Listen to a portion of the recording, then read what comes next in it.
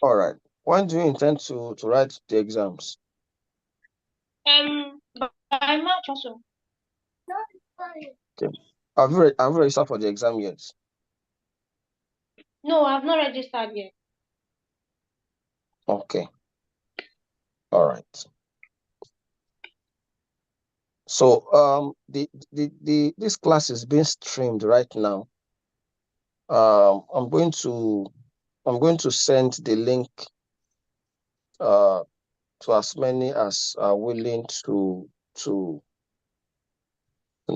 watch or something like that. You probably want. Okay. Yes, I want to. I'll watch it.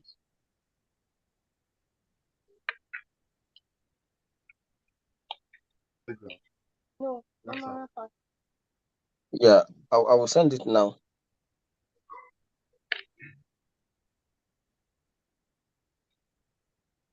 I'm not seeing the. How am I not seeing the access to stream live to send this up?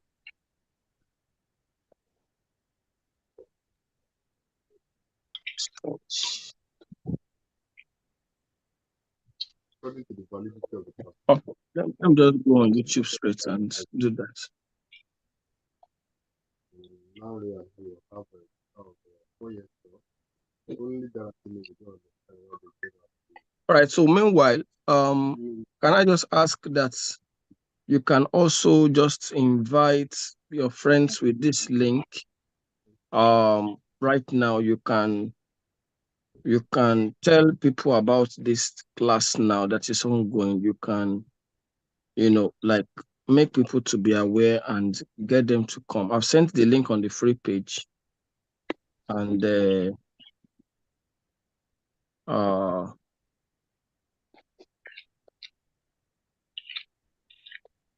I'm going to post it here now. Is that okay? Yeah, that's Okay. Um,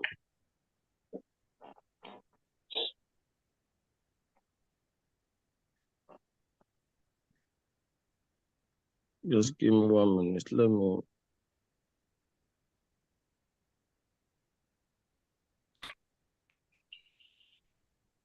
Okay, so the free class is being posted on the chat room, so you can copy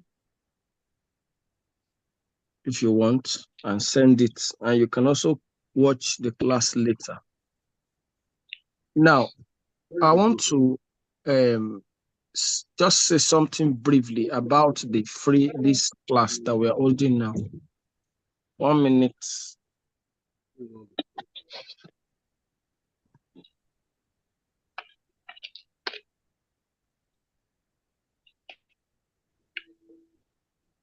Okay, the same thing. okay. So that if you want to send it to anybody.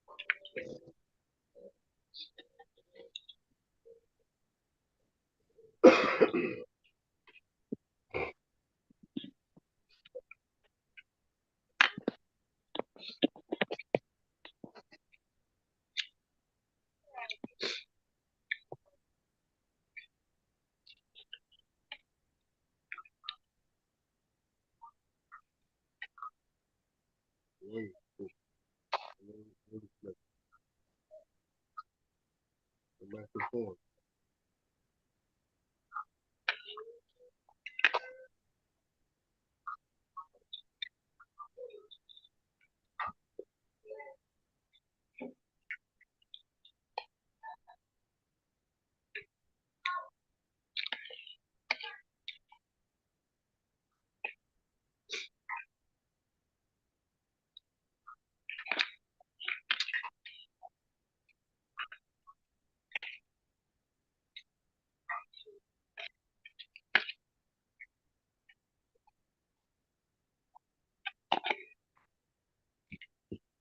All right. So I needed to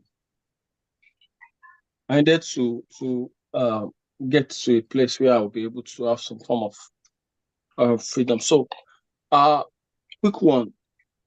This IELTS free class started last year, August or thereabout, and a number of persons have switched reasonably from the free class to the sponsored class.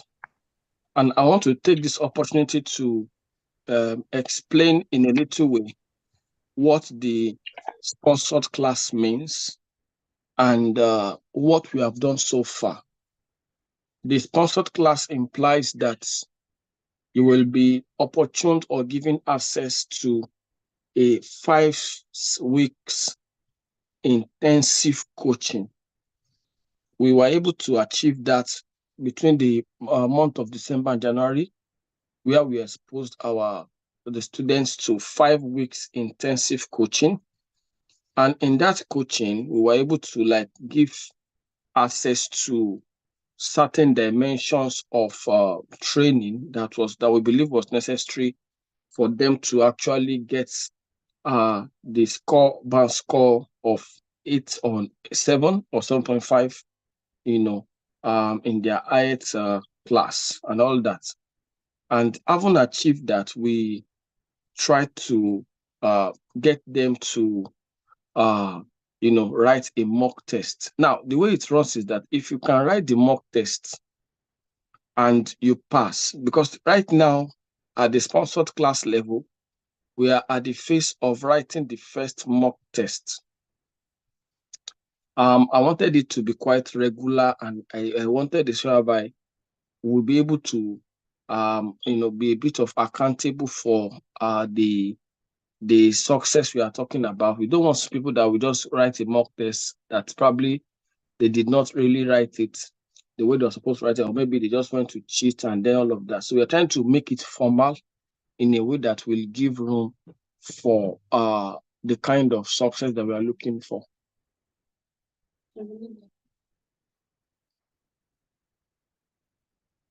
And so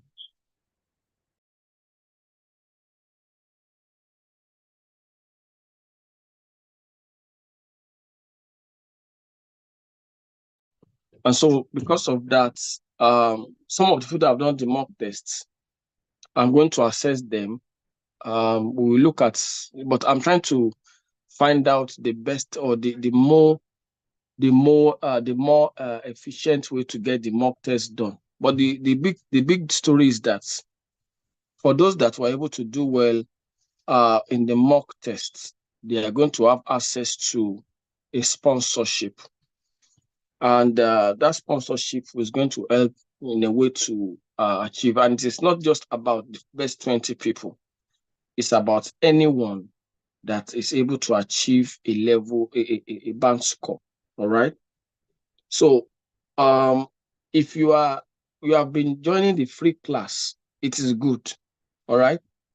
But if you want to write the exam and you want to test yourself to know whether you are ready for the exam, the best thing to do is to join the sponsored class, because you will be able to have exposure to the coaching sections, and that will prepare you for the exam. Secondly, you'll be able to have access to a mock test that will give you a test dose of your level of readiness. It will also show you your level of competence, because you don't write the exam without being ready. This morning at the sponsor class, I'll be talking about the modalities of the mock test. I'm just trying to fine-tune the best way to go about it. Majorly, my concern is being the level for which I can trust the people that are writing the exams, that nobody is actually cheating and all of that. And then I'll be allocating one of our team members to coordinate the mock test. Ibukun, are you here? I think you are here. Can you turn on your video if you can? So He is going to be the one in charge of the mock tests, and he's going to be the one marking. He's going to be the one. I will be assessing the writing and the listening. So what we try to do is that we put Ibukun up to be the one to coordinate. I've been trying to fine tune a lot in my mind.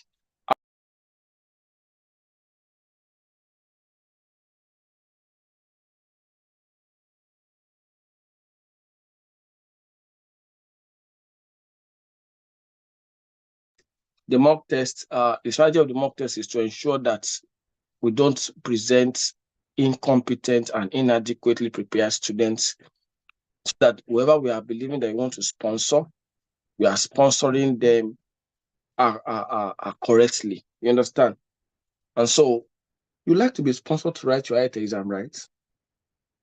Who likes to be sponsored? Even if it is 50% or 70% or 10%, 50%, 25%. Only one person. Okay. Everybody so of course it's not compulsory to even be sponsored anyway. So, but you like to be sponsored and you like to be adequately prepared. What do you need to do? Join the sponsored group class. Go through the training. Engage with the force of motivation that thrives in that group. Use that to prepare for yourself. Then do the mock test. So after this class, I'm going to be directly linking everyone that wants to write the mock test to Ibukun, Mamido. He's going to be the one to give you the questions. It's going to be the one to, of course, there will be some requirements that has to be fulfilled to be able to write the mock test. I don't know whether he wants to do it live with my own responsibility to him is that make sure people don't cheat. So I don't know how he's going to do it, whether it's going to be a live session that we create for you so that you can do the mock test under his watch, or he's going to ask you for certain criteria. I will be giving all this information to him. So Ibukun will be the one in charge of the mock tests. He'll also be the one to mark your reading and your your listening. I will mark your listening and your speaking. That's quite even, and then we collate the results, and whoever does get above 7 in the 4 criteria or have an overall of 7 will be sponsored with a sum or be supported with a sum to be added to whatever you have to write the exam. Most people have requested that they wanted to be supported for the exam, which is all right. It's not a bad thing to do that, but we also want to ensure that we don't just support people that are not ready. You understand?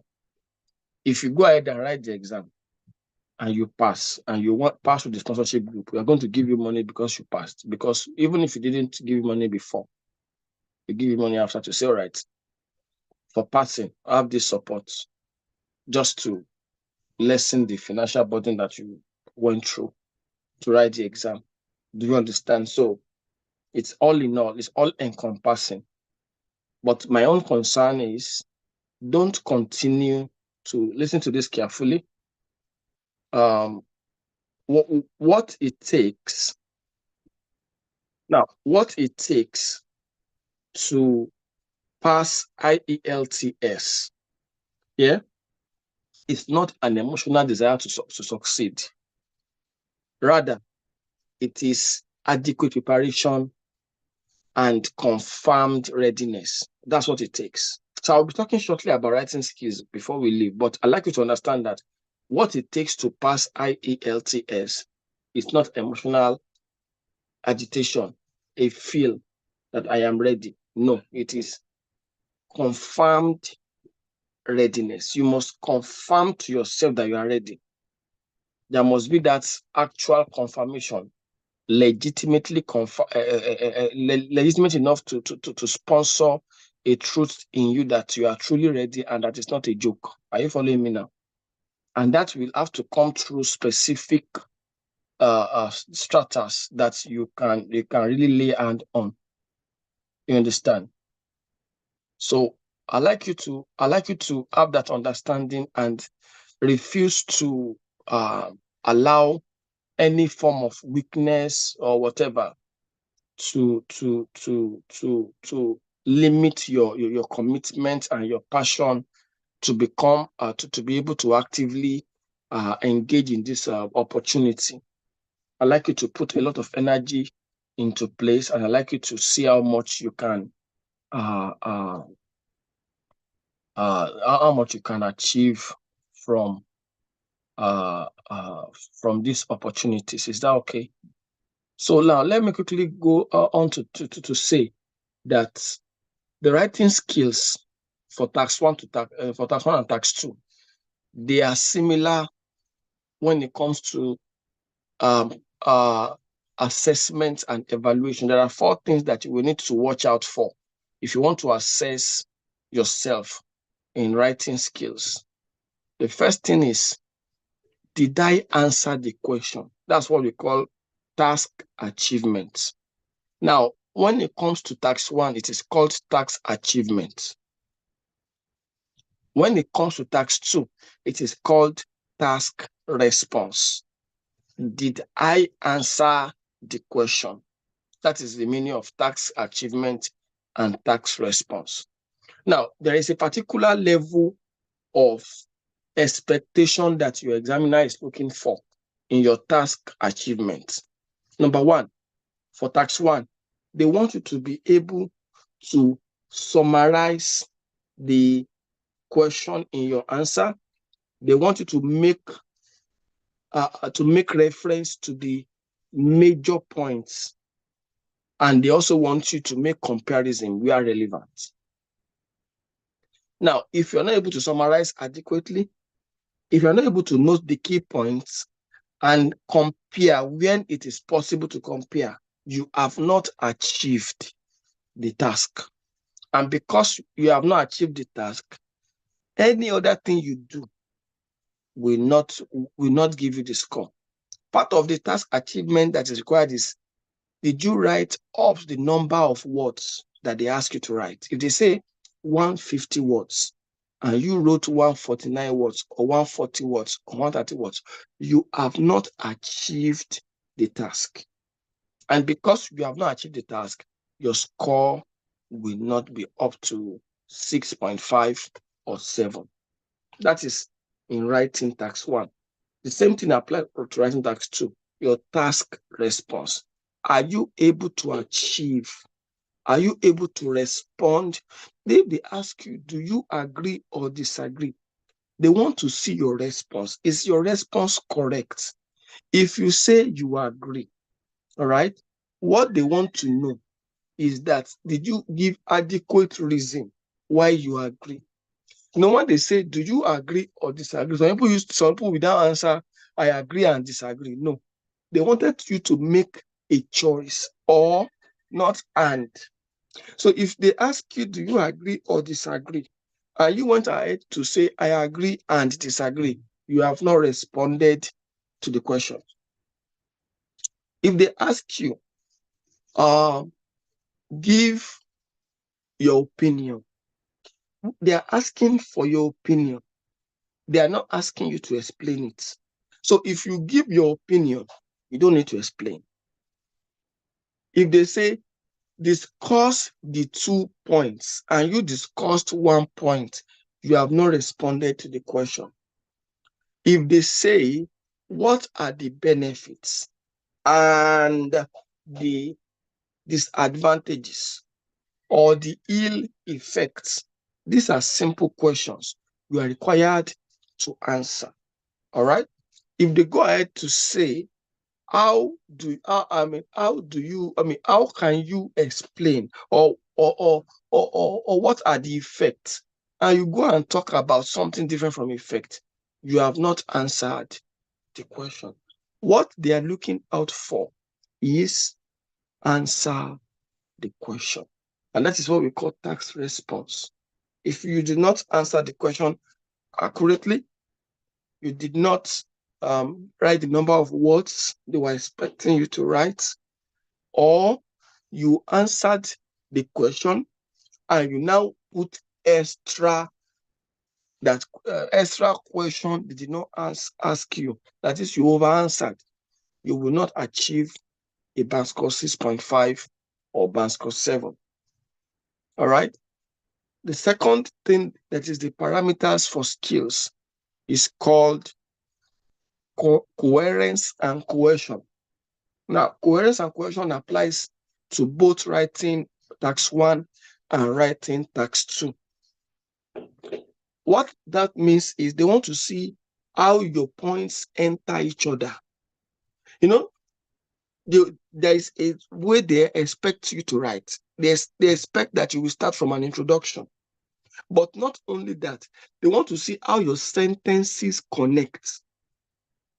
So there is a particular thing that is called connective device. It helps you to connect sentences. So if I am saying I'm starting an essay and I want to talk about the reasons why I don't agree, how will I start my body? I don't agree that it's not good to eat. Food is bad. Food is wrong. Food is this and that. And I say all of that. It doesn't have connection. But if I say to start with, that means you want to tell us something. So you have put your examiner on alert. You now say in addition, that means you want to say another point. You have already made the examiner aware that you want to say more. Moreover, that means you want to actually say something that might be looking dicey. You now say, although, that means that you want to change your direction. Nevertheless, that means you want to say something contrast. So as you give those points, you are pointing light to your examiner. And the examiner that sees that light knows that you know what you are doing. Now, there's one problem about that cognitive device. If it is wrongly used, if you say in contrast, that means you want to say something that is opposite of what you have been saying. If you now go ahead and say something that is not opposite, you have put yourself in trouble, because that statement shows that you are not aware of what you are doing. Do you understand what I'm trying to say? So I like you to understand these things, and we work out how you can understand it better. Of course, elaborated examples will come up while we enter into if you join the bigger platform. Now, the third thing they are looking out for is your lexical resource. Do you have correct vocabularies to describe your points? Are you going to be saying just big English that doesn't have meaning, or you're going to be saying simple, correct English to describe your points? That's number 3. Number 4, grammatical accuracy. Is your grammar going to be accurate? Are you going to be saying things that is logical to the hearing? Most of the times you have the point, but your presentation may be a problem. Now, I wanted to go to the shop to buy food, and when I finish buying the food, I want to sleep. How do I put it in a way that will make people know that's what I want to do? I just put it this way. I have an intention of shopping, after which I will sleep. That is a grammatical expression. But if I say I want to go to the shop, after I go to the shop, I will now buy food. When I now finish buying the food, I will now be coming home. Then I will now finally eat my bed. I will now close my eyes. Now, all those things you said can be simply put in one short, powerful, straightforward sentence. And that sentence is what they will assess. They want to see how sharply you can put your point, how accurately you can direct your point. If it is not accurate, if it's not sharp, if it is having punctuation problem, if it is having spelling problem, if it is having grammatical sense problem, reduce your score. So these are the parameters, and these are the things you have to work on. Response or achievement, coherence and cohesion, lexical resource or vocabulary, topic-specific vocabulary, grammatical acumen. All right, so we ask a question that Barakat asked. She said, when is the March mock going? So I'm going to talk about the mock. Ibukun, can you write these things down? To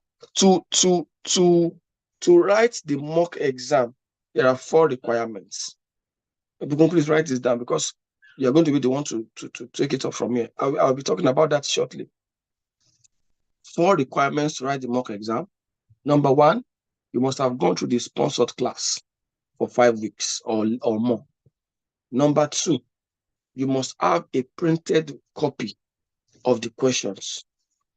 So Ibukunle is going to be sending the copies to you, and you will print it out and let him know that you have printed it out. I couldn't do these things last week. I had a choky week, and I wasn't able to monitor it. So people just did it anyhow. So people have already collected the printed copy. Some said they have problem with printing, all of that. So you will have time to print. Now, number 3, you are not expected to mark yourself, whether for the reading or the write or whatever. And which means you will send a snapshot of the paper you used and the answers. You will send it to Ibukun so that you can be the one to mark, to create room for validity. Now, also, you will send a snapshot of your writing, all right, and then a voice record of your speaking. You send it to me, not Ibukun. Send it to me. I will mark and I will send the score back to you, or send the score back to you. Ibukun will mark the listening and reading and send the score to me, while I will send it. So I'll be the one to give you the results.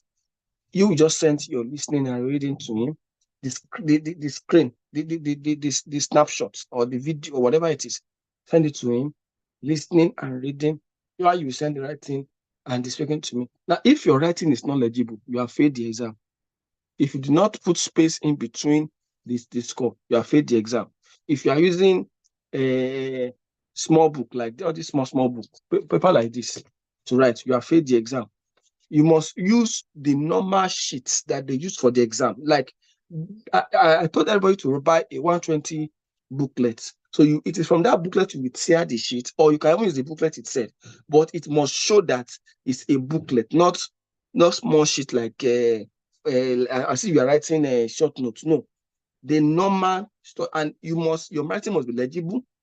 You must put space in between each paragraph. If all of these things are not fulfilled, you are first. If I don't bother about your score, you have failed, and you are expected to send that sheet like that, screenshot it in a way that is very legible and clear. And then finally, which is the 4th requirement, this is actually about Ibukun now. You must let Ibukun know the time you started and the time you stopped. That time is going to be between you and him. It's not a matter of, I think I started. No, you must know the specific time. If it is possible to be a live video, and if Ibukun has the capacity to do that, a live video whereby you set up a link for you, and then when you're ready to start, you will click up and then you will start. It will just put you on one side, and then you will start. You can monitor for your listening and for your reading and for your writing. The speaking can be done on your own. It doesn't need any timing. But for the writing, for the writing, the listening and reading, time started, time stop, you must be aware. For the listening, I started 9 o'clock, I finished 9:10. And it's not like you say it with your mouth. You must be aware. I've started now. Bam. So that means that the time for your practice, for your test, you must be aware that you are starting. Time for the ending, you must be aware that you are ending. That timing is key. It's not that you say, I did test last week. This is the timing. So for those who have done the test before, sorry, we will need to do it again, but it will be a different text. All right, we'll start all over again, do it properly, and then if you're able to pass after all of these stringent rules, then you will be able to have access to the sponsorship. So these are the things. I will repeat it in the sponsor class because they'll be waiting for me now. We're supposed to start the sponsor class right now. We're going to go in there right away. You want to join the sponsored class? Very simple. If you're on the free page, the requirements are there. Just follow the requirements and be part of it so that you can have access to the mock that can help you to show whether you are ready for the exam or not. I want to say this to round off. There is no need to try IELTS. There's no need. Don't say, I want to try. Let me see whether I can. No. Rather, go for it and pass it. There's no need. Let me see. People have done that time many times. They have tried it and they failed. Don't join the trial and error people. Go for the exam. Hit the nail on the head. Pass and go. That's my own belief. I also tried that too 4 times before I finally start for it the 5th time. You don't need to try it. Go for it and pass. And this is the opportunity for you to do so. So thank you very much. The mock test can be done when you are ready. It doesn't have to be when every other person is doing it. So which means that just speak to Ibukun. I am ready for the mock test. All right. You set up your time, send the questions to you, print the questions, and when you print the questions, you go ahead and then you write you let him know when. Now, you see, why we are trying to do this is because we just want to avoid people cheating. You don't write any exam anyhow.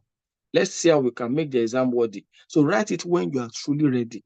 Write it under a good environment. Don't write where your children, Mommy, I want to eat. No. When you are writing, your children should not be there to disturb you. You don't say, I'm pausing, I'm sorry, I felt sleepy. When I was writing, I felt sleepy. Ow. That's failure. Imagine that you're writing and you're stressing the exam. You don't fail the exam here. All right. So we're going to start up afresh. And then we can see how we can make these things to be properly done. So thank you, everyone. We'll be moving to the sponsor class now.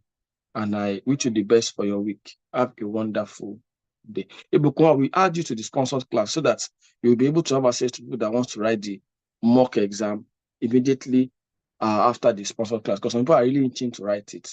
And so they can access you directly. And then I will send the questions to you and we can take it from there. I will trust your judgment. So there's going to be a lot of marking. We see how it goes. So thank you everyone again. Have a fruitful Saturday. God bless.